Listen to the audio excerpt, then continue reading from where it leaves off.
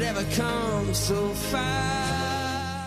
And tonight, as our opening track, Sail Away, may well have tipped you off already, we are stepping up our lucky white ladder to Babylon to meet our special guest who slogged his way to success, almost giving up after getting nowhere, but decided to give it one last shot and poured his heart and soul into the album he called White Ladder, which then went on to sell over 7 million copies worldwide, and to this day is in the top 30 best-selling British albums of all time, which is not surprising. I don't think I know anyone who doesn't have it in their record collection. Such a special record, and it is a delight to welcome David Gray. Hello, Jackie. How are you?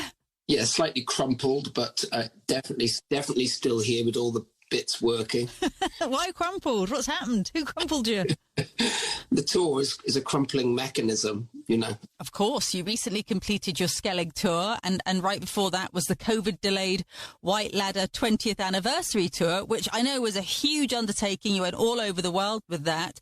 And when you are touring, then what are the elements of life that do take a bit of a beating and crumple you up when you're on tour? My sleep cycle is completely and utterly bizarre. You know, it's sort of, I'm grabbing bits and pieces, and so you kind of have a couple of hours on the bus after you've decompressed. You're so excited after the show. The shows have been so exhilarating, you know. Yeah. That you come down, then you go to bed, you fall asleep, then someone wakes you up and says you're at the hotel.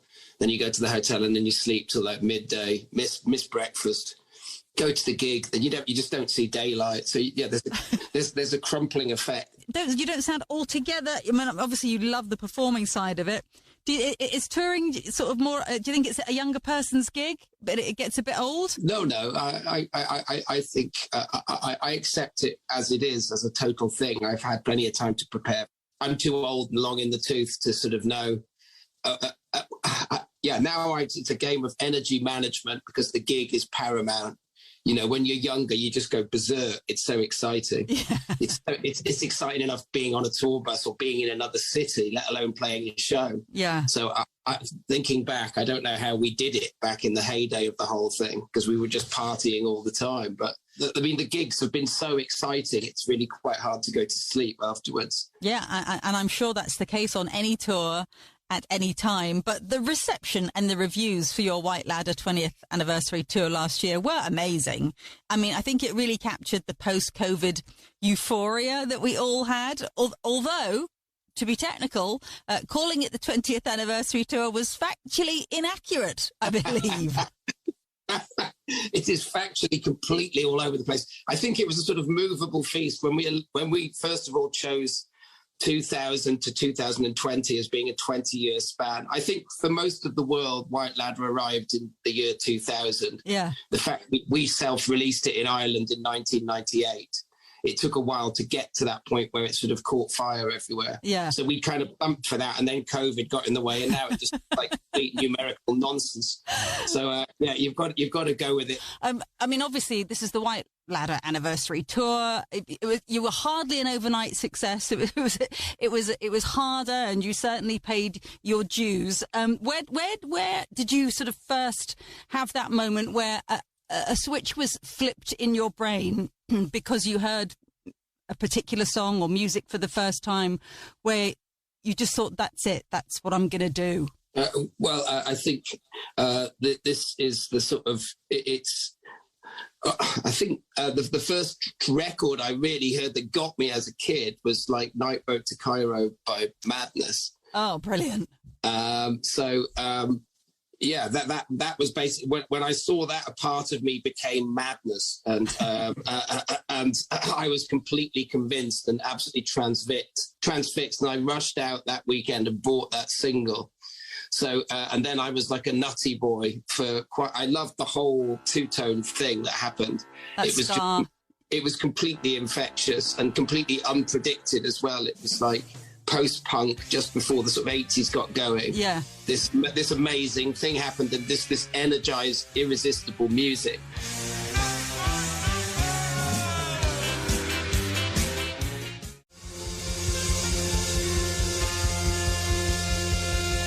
Night Boat to Cairo got to number 6 in 1980 for Madness. It was their 4th hit, and a young David Gray, aged about 12, was captivated, right? That's the first thing that completely captivated me, and I went out and tried to find some loafers in Haverfordwest, which was impossible. I had to settle for Doc Martens, but there you go.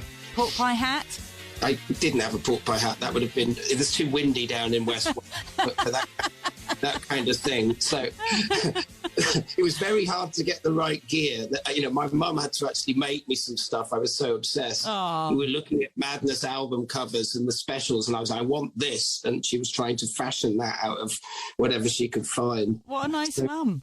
What about you for the first gig of note? Do you remember what that was and how old you would have been? The first gig I went to, first gig proper, was the Smiths in Edinburgh Playhouse. And so moving on from the Madness phase, I guess I was a bit of a sort of indie kid, really. Right. The Smiths were obviously where it was at, and my mate's brother had joined the Royal Navy and was stationed in Edinburgh on the HMS Edinburgh. Right. And we were on the phone to him, and he was saying, "Oh yeah, I'm going to see the Smiths, in 2 nights' time.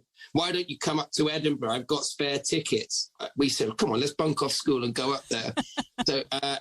So we did, and we got there, and it was all a lie. Didn't have any tickets at all. We called him on the ship. He said, "What? You're in Edinburgh?" I said, "Yeah. Come on, bring your tickets down. Let's go to the gig." So in the end, we had to sort of get them off a tout outside. We were all in different parts, but that was the first gig I ever went to. I guess it was just before the Meat is Murder phase. So this would be about 1984, 85. Right. But yeah, that was mad. I tried to give... I gave Morrissey my beads. That was part of the initiation ceremony. He took them and swung them around, and I took some strange plant he'd ripped up from outside the Edinburgh Playhouse. I had a small piece of that to treasure.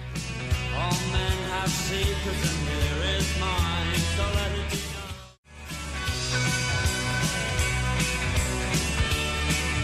The Smiths, What Difference Does It Make? From 1984. It was their gig in Edinburgh. That was the first live performance ever witnessed by a young teenage David Gray. And we will be back with more musical memories in our great conversation with David Gray next.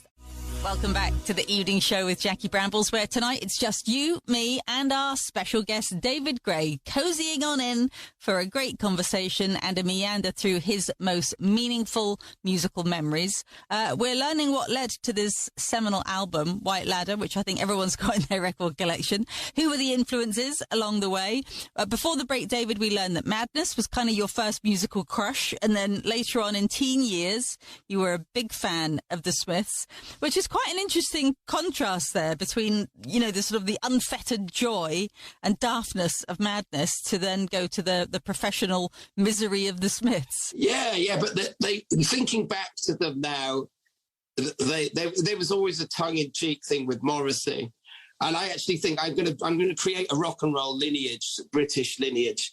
For the specials, if we just go to the specials, I think without Terry Hall, who sort of basically made misery possible in rock, I don't think you could have had Morrissey. Oh, interesting. So I think he sort of made misery cool, like saying you were bored and unhappy and, unimpressed.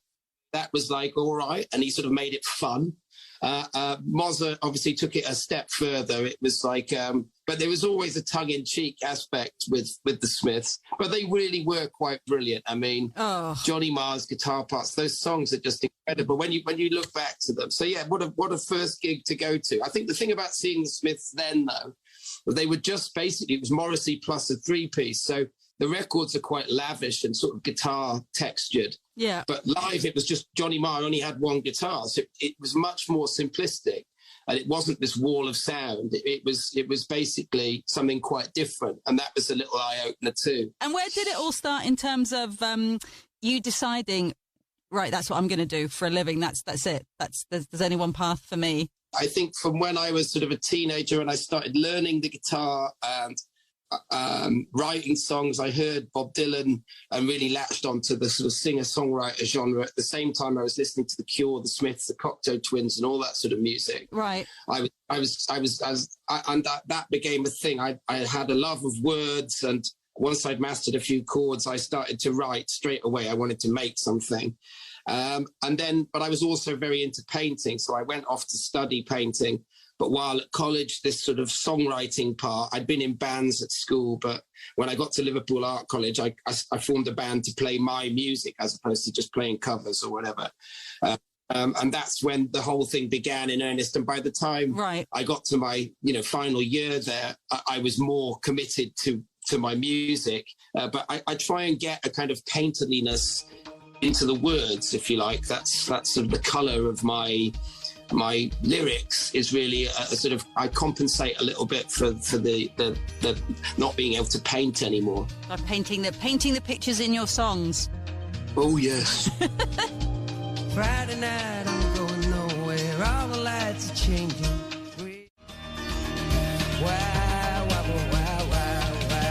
It got to number 5 in the singles charts in 2000, but more importantly, it launched White Ladder, the album, for you, David. It was a hard slog to get that moment when you finally broke through in the UK. In fact, we were a bit late to the party, actually, because you had this hardcore sector of Irish fans who championed you from years back, right? I've got to mention the Irish fans. Without the connection I had in Ireland, from my very first record, I built up a following over there. And through all the lean years when I was really wondering whether this was, the right path, things just weren't working out in the UK or America or anywhere else. I had this following in Ireland that they kept me believing.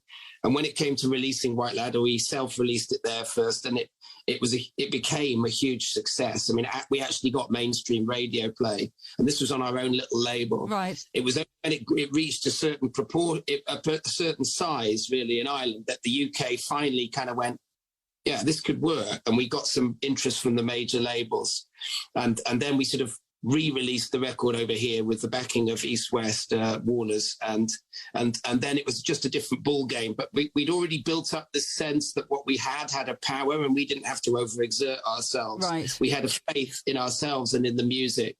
And when Warners began to push the buttons, which is what working the UK system is like. It's much more corporate here. You've got to get that radio play. You've got to convince people that the backing's there, the money's there, this is going to work. Yeah. Once that started to happen, it was like there was an inevitability about it. The White Ladder started to rise up into the charts. It went into the top 40, then the top 20, then the top 10. And then came the week of Glastonbury and the re-release of Babylon. And that moment when we came off stage in Glastonbury, we got into the top 10 and we still hadn't heard the words David Gray and Babylon. I said, well, maybe we haven't made it into the top 40. And then it went 9, 8, 7, 6. And then we went in at number 5. I just couldn't believe it. We were my God. We were on cloud 9, and all that sort of armor plating, we all just dropped it to the floor. It was like not needed. Yeah. Everyone sort of came out of the woodwork backstage, and my dad was in hospital having chemotherapy. He'd missed the first Glastonbury performance, but seen it on the TV. Right. And when he heard about the second one, this impromptu second set on the main stage, he just called his friend and said, come and pick me up. And I think he just pulled the tubes out and ran. Oh, blimey. And he came down to Glastonbury. He managed to blag into the backstage of the main stage. Yeah. My dad said, look at us surrounded by, family and friends having the time of our lives. And look at David Bowie standing over outside his dressing room. He looks completely lost. You know what? I'm going to go and talk to him. I said, hang on a minute, Dad. You broke out of hospital. You blagged into Glastonbury. Just leave Bowie alone, okay? Let's draw the line. He said, no, son, I'm going over. Do you remember Agatha Speed?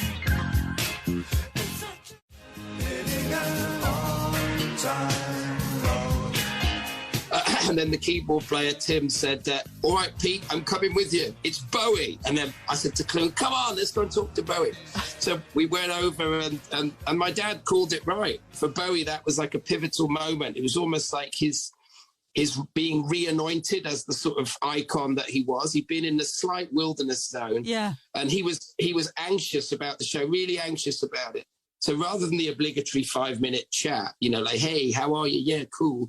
He saw something in us anyway, that he recognized, I think. Yeah. And he really opened up. And we had this long conversation. We must have been chatting to him for at least an hour. And then he took me into the dressing room and he showed me his set list and he said, Dave, I want to show you my set list. What do you think? You think it's a compromise? What do you think? What do you think? I said, I looked at it. It was the first track was Wild as the Wind, which is one of my absolute favorites. Shortly followed by Starman, Ashes to Ashes. I said, Dave, I think you're going to be all right. I think it's going to work. This is going to work. That's my prediction. I think they're going to love it. You know, Bowie, he's not just brilliant songs. He's sophistication, intrigue, fashion, style, funny angles. He's everything rolled into one. He's incredible. And yeah, to have his blessing, it just felt like, well, it doesn't get any better than this. Except you went to America and you had the backing of Dave Matthews. Dave Matthews is a huge artist in America. He is. And it's just bizarre that very few people have heard of him here. I love him. I saw him live over in Arizona at an immense stadium in Phoenix, I think it was. When we were breaking through over there, one of the jokes on the tour bus was that we'd kind of go like, hey, you know, great, we'd be in some great big venue somewhere. And they go, yeah. And they point to the football stadium across the road and go, Matthews played in there last night. You know, it's like Matthews is just, he's absolutely enormous in America, like stadium big. I think going back to the sort of Led Zepp years and all those years when, you know, artists from the UK were really huge in the States. And it is a phenomenal place to play. But I think the thing about America is it's a giant act of turning up. You can't just cut a few corners, pop into New York, Chicago, Los Angeles. You've got to go round. If you want to convert the masses, you've got to turn up because it's not centralized in terms of radio and everything. It's all different radio stations all across the country. And because it's such a driving country, it's so big, radio is still very important. So it's really the fundamentals are still there. So we toured White Ladder 6 times during the album cycle, just on that record. We did 6 tours. So, you know, yeah, it was many an adventure was had. You cannot quit me so quickly. All I can do, my love, is hope we don't take this ship down. The Space Between by the Dave Matthews Band, his only ever song that charted in the top 40 here in 2001. And they really are as big there as, say, Coldplay is here. And I would highly recommend his album Crash. It's a good place to start if you are curious and you like that track. But for David Gray, to be anointed by Dave Matthews in the States would have been a massive boost. And we will carry on with that musical journey in the company of our special guest tonight, David Gray, as our great conversation continues next. Jackie Brambles with you on the evening show, and we've been having such a great conversation with our special guest tonight, David Gray. We talked, David, before the break about your career being a bit of a slow burn for quite some time in the beginning, and then you came out with White Ladder and it just exploded onto the music scene, both here and in the States. And with that success comes not just the attention of us, the music fans, but also some of your own musical heroes who then become your peers and possibly collaborators. And for us, there's something so thrilling about seeing 2 very talented but very different artists joining forces to watch in anticipation of what they might come up with together. Is that something that you enjoy doing? I've sung with some fantastic people. But Annie Lennox, I think, was a particular thrill. Right. And working with her, you know, when you kind of get a superstar in, it's like, how's this going to be? Can I push them around a bit creatively? You know, and that's just the way that I am, I'm afraid. So I was just completely honest. But when we got to working, she was completely honest too. There was no nonsense at all. It was completely on the level, and she totally wanted to make it as good as it could be. So we kind of we looked at all angles of how to sort of optimize that. And anyway, it was a thrill to be with her. She's got such a presence and a sort of God-given voice. And I think has made one of the greatest pop songs of all time in Sweet Dreams. I mean, that's perfection, really. And so we got to sing together live as well as part of that whole experience. And that was a thrill too. Yeah, she's just a natural performer. But what I loved about her was that she was completely on the level when we got to working. She listened to everything I had to say. You know, it was like, no, it's got to be like this. And then you should do that. I should do this, blah, blah, blah. She was totally there, ready to sort of, you know, muck in and sort of make this thing. It wasn't she just turned up for half an hour, banged the vocal down and buggered off in a limo. She was all in. Yeah, she was all in. And you can see that in Annie. You can see that's how she is. She's an all or nothing person. All or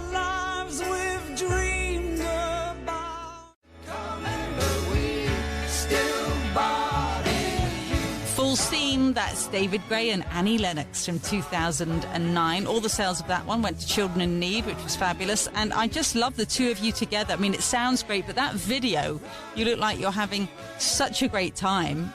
And it just looked like you belong. You just work so beautifully together. So let's keep on digging into your musical tastes. What about a track that we might be surprised that you would choose, or an artist that we might be surprised that you're a huge fan of? Well, there are many, and obviously I get exposed to all the music that the kids are listening to. Of course. But yeah, I mean, I do have a sort of Dolly Parton story. So I love Dolly and always have. We had her on the show. Oh, really? She's incredible. Yeah. She's a phenomenon, but also she's kind of like, everyone knows the kind of caricatured Dolly, but she's actually a phenomenal musician. So there's a track that Dolly does with Chet Atkins, the legendary guitarist. Do I Ever Cross Your Mind? And you can see it on YouTube. I don't know if it's on Spotify or whatever, all these streaming services. It's when they're doing it live. Oh, it's wonderful. She's laughing. Oh, Chet. But she's finger picking like a good one. It's quite incredible. So the two of them are finger picking the song. And it's just the most... it's American showbiz just done to their absolutely nth degree. There's nothing, just two guitars, two voices, and this playful relationship, this older guy, this legend on guitar, and her.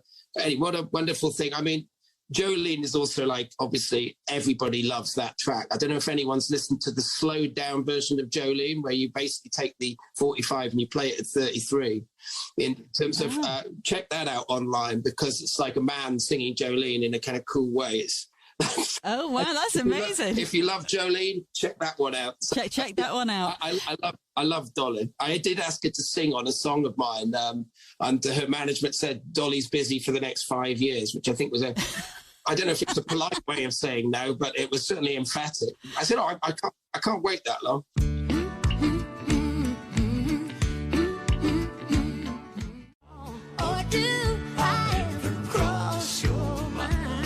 Final question, one that we ask every artist. It's a toughie. It doesn't have to be your all-time favourite song. That's impossible. It can be the favourite one of the moment. It can be a particular go-to song for a particular mood that you know it's going to deliver. It can't be an obscure album track, because we are a radio station that is the hits of the 70s, 80s and 90s. But what would you pick with those parameters? It's difficult. I'm going to have to go for Done Too Much, Much Too Young by the Specials.